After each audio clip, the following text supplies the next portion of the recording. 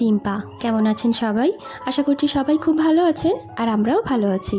আমার আরও একটি নতুন ব্লগে আপনাদের সবাইকে স্বাগত জানাই। দিনটা সরস্বতী পুজো, তো সরস্বতী পুজো মানেই বসন্তের আগমন, এবং আজকের থেকেই তো বসন্তকাল শুরু। আর বসন্তের ছোঁয়া হলুদ থাকবে না, এটা কি করে হয়? তাই জন্য এই যে চাষের হলুদ নিয়ে বসে পড়েছি বাটতে। আজকে হলুদ দিয়েই স্নান করব আমি আর আমার ছেলে। এই শিলটা তো আমাদের অনেক কিছুই বাটা হয়, তো কখনো কখনো লঙ্কা, আদা, রসুন এসবও বাটা হয়। তো যদি গা হাত আবার জ্বালা করে, সেই জন্য ভয়ে একটুখানি ভীম দিয়ে আর স্কচ ব্রাইট দিয়ে একটু ঘষে নিয়েছে। এতে করে কিন্তু এর মধ্যে যদি কোনো কিছু থাকে তো সেটাও চলে যাবে। আর এই যে হলুদটা বাটবো, এটা গায়ে মুখে মাখলে তখন আর জ্বালাটা করবে না। এইসব দিনগুলোতে আবার ছোটবেলার কথাগুলো বেশি মনে পড়ে। একটা সময় ছিল যখন আমরাও আজকের দিনে অনেকটা উৎসাহিত থাকতাম, নতুন নতুন শাড়ি, ব্লাউজ সব কিছু পরে তারপরে পুজো মণ্ডপে মণ্ডপে ঘোরা, অঞ্জলি দেওয়া, প্রসাদ খাওয়া, সব কিছু মিলিয়ে তখনকার সময় দিনটা বেশ ভালো কাটতো। আর অনেক দিন আগে থেকে কিন্তু সব কিছুর তোড়জোড় শুরু করে দিতাম, কোন শাড়িটা পরবো, কোন গয়নাটা পরবো। তো এইসব দিনগুলো এখনে মনে পড়ে। যখন যেমন সময় যায় তখন সেই সময়ে, বিয়ের আগে ছোট ছিলাম যখন, তখন কি করতাম সেসব দিনগুলোর কথা মনে পড়লেও তারই মাঝে মনে হয় যেন এখন যেমন আছি ভালোই আছি। তবে অনেকের ক্ষেত্রেই কিন্তু মনে হয় যে, তারা বলেন, আমি শুনেছি যে পুরনো দিনগুলি বেশি ভালো ছিল, যখন ছোট ছিলাম তখনই বেশি ভালো ছিল।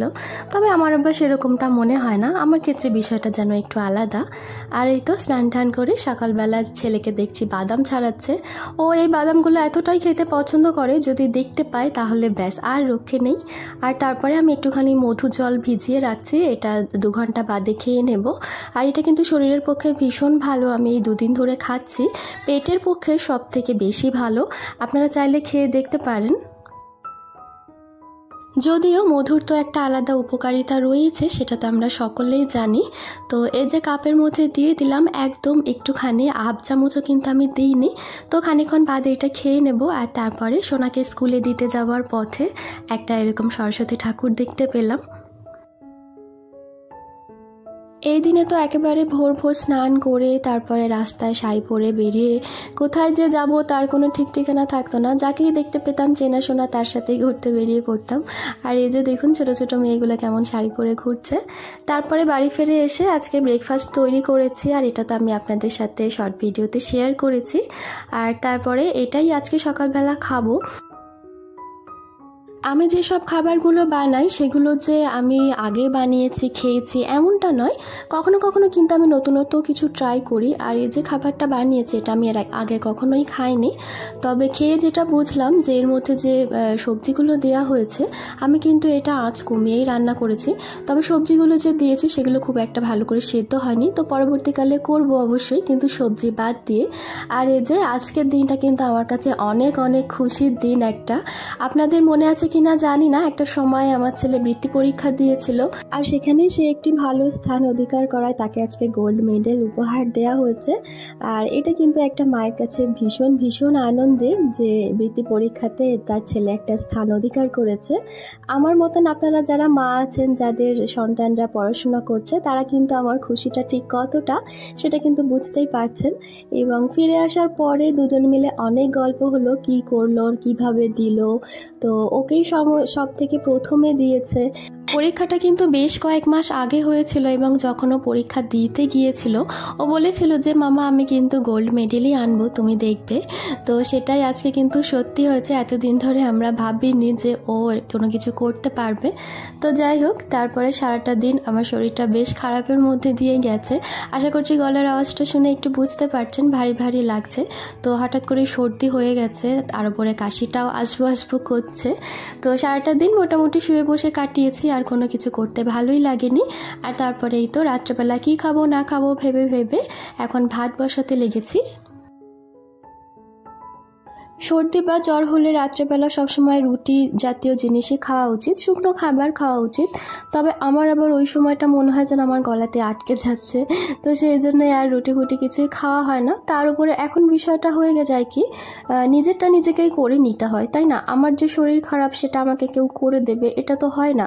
তো সেই জন্য মনে হয় যেন কোন জিনিসটা সব থেকে সহজভাবে হবে তো সেটাই করব, তাতে যদি আরও খারাপ হয় হোক, কিছু করার নেই। একটা বিষয় খেয়াল করে দেখবেন, আমরা যেটা নিজেদের জীবনে পাই না আমরা সবসময় চেষ্টা করি যে সেটা যেন আমাদের সন্তানরা পায়, সন্তানরা করতে পারে। তো পড়াশোনার বিষয়টা যেমন আমার ক্ষেত্রে ছিল, তখন আমার গাইডেন্সের অভাব ছিল, কেউ এরকম বলার ছিল না যে তুমি পড়তে বসো, কেউ শাসন করার ছিল না।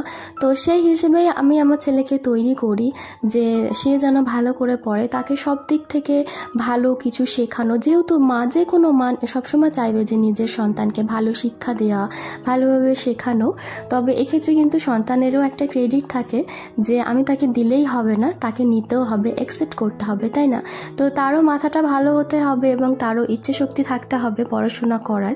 কেননা সব মাই তো চায় যে নিজের সন্তানটা যেন ভালো শিক্ষায় শিক্ষিত হয়। তো ক্রেডিটটা কিন্তু এখানে আমাকে একা অনেকেই দিয়েছেন, তবে এখানে কিন্তু আমি তো জানি যে ক্রেডিট আমার সাথে সাথে আমার ছেলেরও আছে। রাতের খাবার দাবার শেষ করেছি। একটা মুহূর্তের জন্য ভেবেছিলাম যে বাসনকুসনগুলো আজ আর মাজবো না, মাথাটা প্রচণ্ড পরিমাণে যন্ত্রণা হচ্ছে। তবে আবার ভয়ও পেলাম যে যদি আমি বাসনগুলো রেখে দিই, কালকে যদি আমার জ্বর হয়ে যায় তো মুশকিলে পড়ে যাব। আর ওই যে মগটা রেখে দিলাম বালতি ঢাকা দিয়ে, আসলে ওর মধ্যে এঁঠো কাটা থাকে, তো রাত্রেবেলা বিড়াল ঢুকে যায় ঘরের মধ্যে, যেহেতু আমাদের ঘরটা ভীষণই খোলামেলা। একদিন তো ওভেনের ওপরেই পটি করে দিয়ে চলে গেছে বিড়ালে, এত সকালবেলা ঘুম থেকে উঠে বিরক্ত লাগছিল। তো যাই হোক, এইসব কাজগুলো আবার আমাকে করতে হয় না, এগুলো আমার শাশুড়ি মা করে ফেলেন, বা আমার হাজব্যান্ড থাকলে তো কোনো কথাই নেই, সেও করে ফেলে। আর এই যে রাত্রেবেলা একটুখানি বাদাম ভিজিয়ে আবারও রেখে দিচ্ছি কালকে সকালের জন্যে। কাজের চাপ এখন অনেক বেশি, রোজ দিন সম্ভব হয় না, তাই একদিন ছাড়াই আপনাদের সামনে চলে আসি। যদি আমার আজকের ভিডিওটি আপনাদের ভালো লেগে থাকে তাহলে প্লিজ একটি লাইক করে দেবেন। আর আপনি যদি আমার চ্যানেলে নতুন হয়ে থাকেন চাইলে আমার চ্যানেলটিকে সাবস্ক্রাইব করে রাখতে পারেন। আর যারা যারা কাজটি অলরেডি করেছেন তাদেরকে অসংখ্য ধন্যবাদ। আজকে আমি এই নিচে ঘরটাতেই শোবো, কেননা আমার শাশুড়ি মা নেই, উনি বিকেলবেলা একটা জায়গায় ঘুরতে গেছেন, তো দুদিনের জন্য গেছেন, তারপরে চলে আসবেন। তো সেই জন্য আর উপরে যাব না, যেহেতু সকালবেলা উঠে আবার কাজবাজগুলো সারতে হবে, তাই ভাবলাম যে এখানেই শুয়ে পড়ি, তা নাহলে ঘুম থেকে উঠে ওপর থেকে নিচে নামতে যেন আমার আবার একটুখানি বিরক্ত লাগে। এই ধরনের ছোটোখাটো কাজগুলো যেন রোজকার কাজ, একেবারে একটা দিন যদি ভুলে যাই তাহলে আবার যখনই মনে পড়বে তখনই এসে ঢাকা দিয়ে দিতে হবে। ভুলে গেলে মানে খুবই অসুবিধে, কখন যে বিড়ালে উঠে শুয়ে পড়বে তারপরে পটি করে দেবে। ওই তো একটা সময় কিন্তু বিড়াল এভাবে পটি করতো না, তাদের পটি করার জায়গা আলাদা ছিল। তো এখন জানি না কি হয়ে যায়, ওদের ফাঁকা জায়গাতে এইভাবে কাজ সেরে ফেলে। তাহলে চলুন, আমার আজকের ভিডিওটি এই পর্যন্তই। সবাই খুব ভালো থাকবেন, আবারও দেখা হবে।